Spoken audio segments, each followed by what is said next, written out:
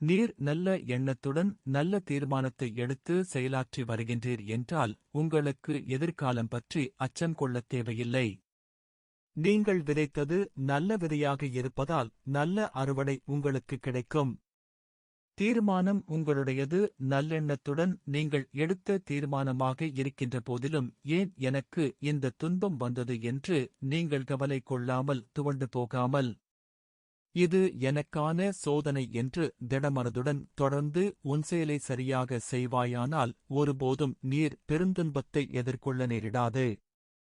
அவ்வாறான நம்பிக்கையுடன் செயல்களை நல்லெண்ணத்துடன் ஆற்றுதலே பொறுமை எனக் குறிப்பிடப்படுகிறது. உனக்கு வந்த சோதனை பொருள் தொடர்பான நட்டமாக இருக்கலாம், நிகழ்ச்சி தொடர்பான தோல்வியாக இருக்கலாம், அல்லது ஆள் தொடர்பான நோயாயிருக்கலாம். எல்லாவற்றையும் கடவுளிடம் ஒப்படைத்து கடவுள் மேல் திடமான நம்பிக்கை கொண்டு தன் செயல்களை நல்லெண்ணத்துடனாற்றுதலே பொறுமை எனப்படுகின்றது.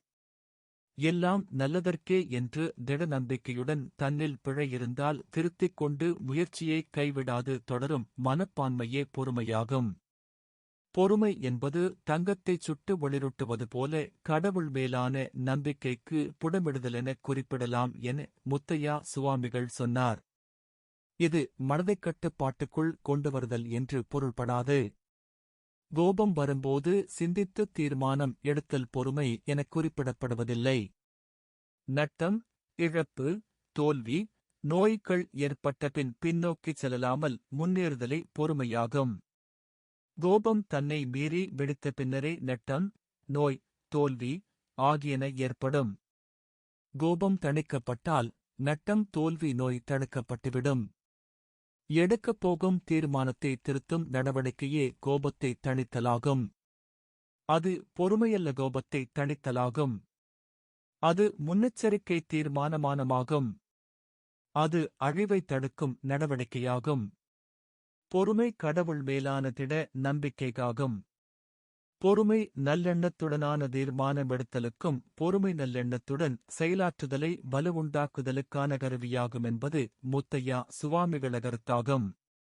உணர்ச்சிகளைக் கட்டுப்படுத்தும் பயிற்சி பெற்றவர் நட்டம், இழப்பு, நோய்கள் வரவிருப்பதை முன்கூட்டியே தடுத்து மகிழ்ச்சியாக வாழலாம். பொறுமையை கடைப்பிடிப்பவர் திட நம்பிக்கையுடன் முன்னேறுவதுடன் கடவுளின் பாதார விந்தங்களையும் அடைகிறார் என்பது முத்தையா சுவாமிகளின் கருத்தாகும். உணர்ச்சிகளைக் கட்டுப்படுத்துவதற்கும் பொறுமைக்கும் மருந்து ஒன்றேதான். நல்லெண்ணத்துடன் நல்ல தீர்மானங்களை எடுத்து கருமங்களை நல்லதாகாற்றுதலும் அதற்கான பயிற்சியுமாகும். கடவுளைத் திடமாக நம்புகிறவர் பொறுமையை நிறுத்திக்குகிறார். யார் எதை சொன்னாலும் செவிமடுப்பார். எவர் அனுபவத்தையும் அறிய முயற்சிப்பார். தன்னை அல்லது குருவையல்லது கடவுளைத் திடமாக நம்புவார். தன்னை அறிந்தவரே பொறுமைக்கு இருப்பிடமாவார். கடவுள் எது நடந்தாலும் பார்த்துக் கொண்டிருப்பார்.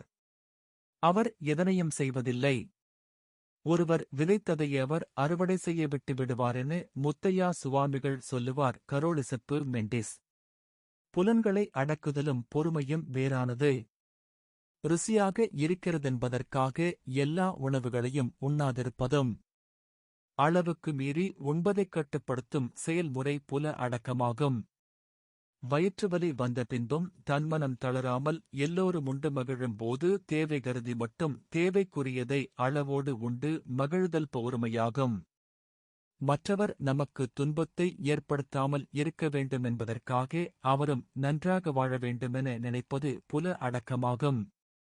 ஒருவரால் துன்பம் ஏற்பட்ட பின்பும் அதனை பொருட்படுத்தாமல் எல்லாம் நன்மைக்கே என்று கடவுள் மேல் பாரத்தை போட்டுதான் செய்ய வேண்டிய நல்ல செயலை செய்து கொண்டிருத்தல் பொறுமையாகும். புல உணர்வுகளைத் தூண்டி விபரீதம் ஏற்படுத்தக்கூடியவற்றைக் கேட்காமல் தவிர்த்தல் புல உணர்வைக் கட்டுப்படுத்தலாகும். கேட்டதால் தீங்கு ஏற்பட்ட பின்பு அது தொடர்பாக கவலை கொள்ளாமல் அந்தச் செவியேறல் தொடர்பாக கருத்தில் கொள்ளாதிருத்தல் பொறுமையாகும். மிகையான சிற்றின்ப நுகர்வைக் குறைத்தல் புல உணர்வைக் கட்டுப்படுத்தலாகும்.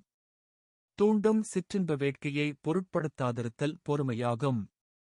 உலகியல் இன்பத்தை உச்சமாக நுகர அவசியமானது புல உணர்வு முகாமைத்துவம். பேரின்பத்தைக் காண அவசியமானது பொறுமையாகும்.